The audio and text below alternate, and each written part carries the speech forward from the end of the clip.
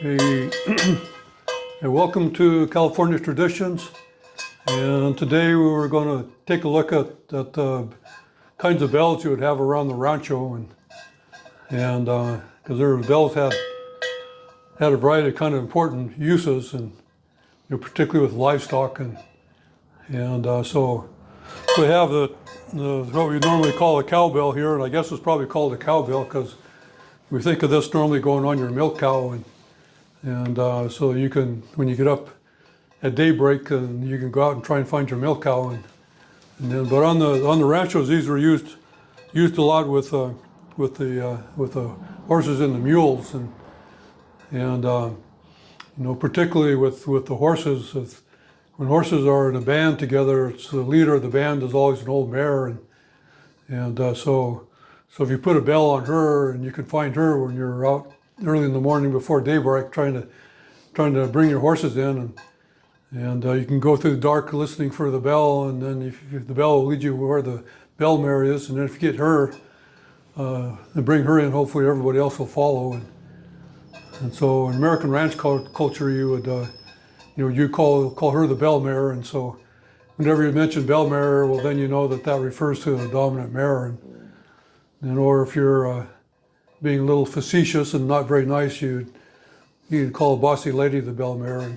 But anyway, so in California, there was this type of bell was called the cencero, and so there was and then this is called the campana. So that has that familiar sound, and then you put this on your mules sometimes too. If you have a string of pack mules and you're going across through the wilderness with your pack mules or between villages, and so that would serve to help you find your mules in the morning, like with the milk cow, trying to find your milk cow. But also what this would do is you're going down the trail, it would it'd ring, and then hopefully any nasty animals that you didn't want to encounter, like mountain lions or bear, would run away before you got there, and so it was a way of avoiding predators. And also in the night, you can, when you hear the bell and it's kind of peaceful like that, well, everything's okay, but as soon as you start hearing that, well, then you know something's wrong, and so that will alert you. And so anyway, there's the two types of bells. This is called the campana in Spanish, and so the Spanish word campana is like the word you normally think of as meaning a bell, and so while this wasn't called a bell, this was called a bell, and so this was used too. It had a different sound, and then of course you could put the different bells on different animals, and then you would know what animal is making the noise, and so kind of maybe the other thing we can mention are the bells for harness horses, or what we think of as sleigh bells, and so this is kind of what we think of as a Christmassy sound, but these sounded nice, and especially with the rhythm of the horse going along, and you have music wherever you go. But it also had more serious implications too, and that this would make a noise, so that if there was another wagon or stagecoach or sleigh coming the opposite direction and coming around the corner, well, then hopefully you'll be able to hear them and then be able to avoid them. And so if you're that coming towards you, well, then you need to make sure you don't have a head-on collision. And if you don't have this, well, then there's a lot of times there's no way of knowing that there's another vehicle coming around the corner. And so, apparently wrecks with horse-drawn vehicles were pretty common and serious things, just like car wrecks are today. And then the other kind of bell that we'd see on the American ranches in particular was the dinner bell, and so that was a bell that would be be set on, usually on top of a fairly high post, and then that bell would normally be rung to call people in for, typically for dinner. So that's why we would normally call it a dinner bell. And I don't happen to have a dinner bell here. There's one still in my parents' ranch, but I don't have one here at the Crane House. But maybe we could walk down to the historic park, and then they have a bell that's out in front. We can take a look at it. And yeah, let's go.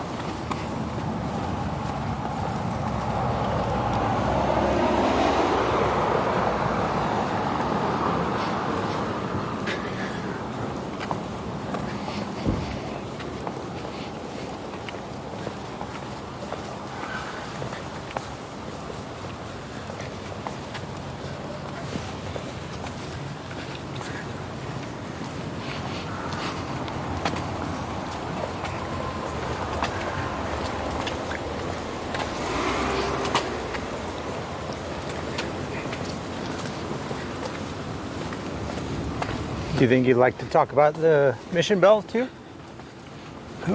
Or nah, maybe next time? Well, if you want, we could.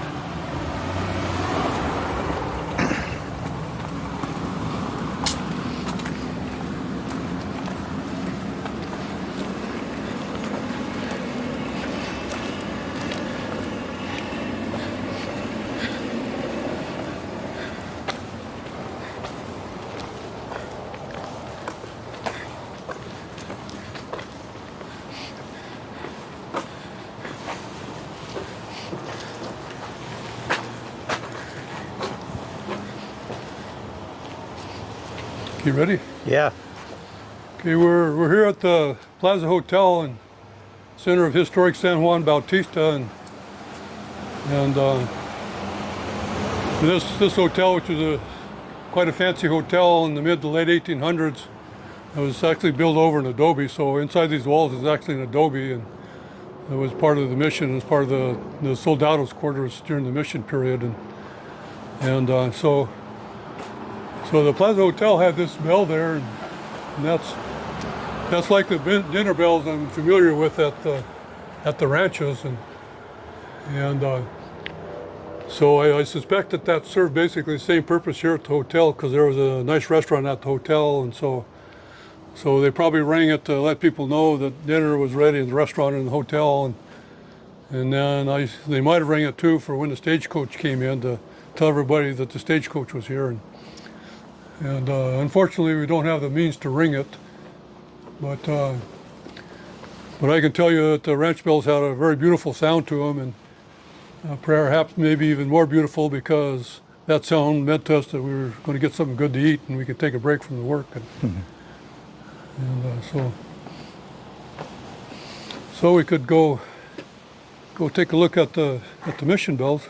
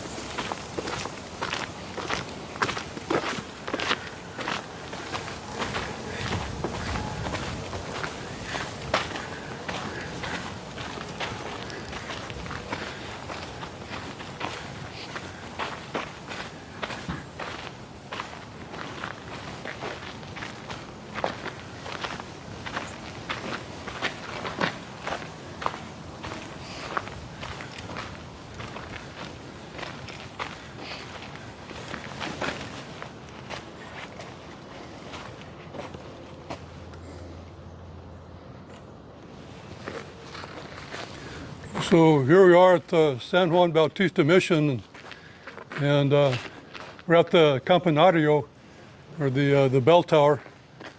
And actually, bell tower was recently constructed in the 1970s, I think, and like a couple of those bells are original, and at least one of them that's down in the lower corner here, and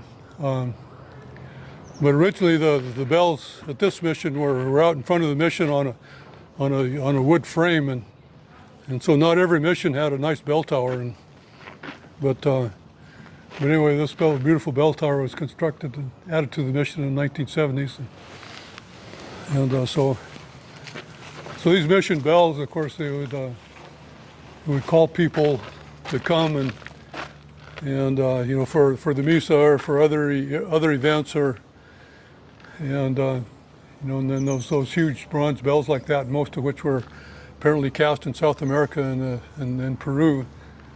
The sound would travel for miles, and then everybody would get the signal that it was time to come in for whatever reason, and I think they would have different ways of ringing the bells that would send out various messages, and so those mission bells, they didn't last forever, because I guess kind of like the Liberty Bell, after it was used for quite a while, they would crack, and so then you know, two of those bells are recast, and then there's the lower left-hand bell. That's original from the mission time. It was never recast. Do you have an idea of how much they might weigh? No, you know, that's a really good question. I wish I knew, but I don't know. I would guess they'd be well over 1,000 pounds. I would assume. Wow. But I don't know. They're pretty massive, Stout. massive thing. And, so the bells, they would people's lives would kind of be centered around the bells, and that would kind of be a unifying thing with the community, and so the bells would be rung throughout the year for mass and for various celebrations and for funerals and so on, and except during Lent, and then at Lent you didn't want to ring bells, and so the bells would go silent during Lent, and then you use matracas and other noisemakers in place of the bell, and so I guess for the solemnness of Lent you didn't want to have the ringing of the bell, which is kind of basically a pleasant kind of a sound, I guess, and so. So for Lent, where you want everything to be a little bit more subdued, you wouldn't ring the bells during Lent. And so that's about what I can think of bells. And Do you? or you want to go for the El Camino bells? Yeah, maybe.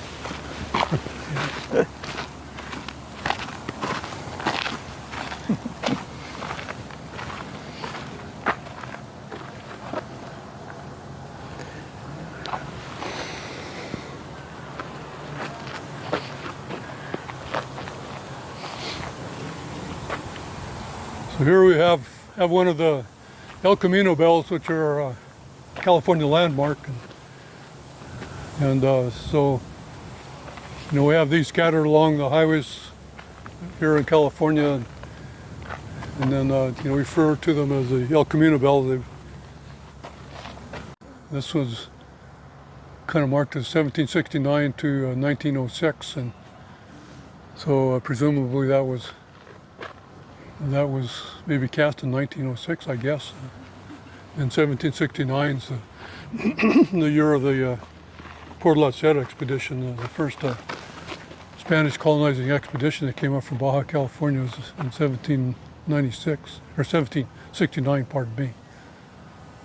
And, so most of these El Camino bells don't have clappers in them, so they're meant to be ornamental. This is one of them that does have a bracket in it, though. That we could put a clapper in it.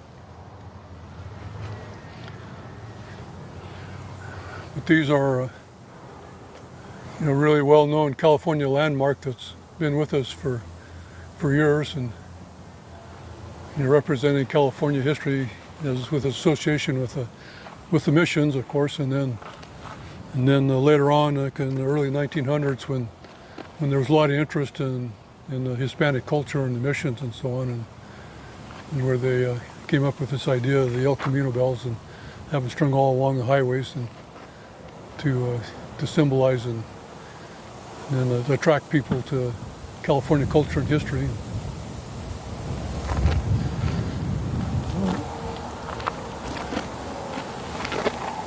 So until the next time.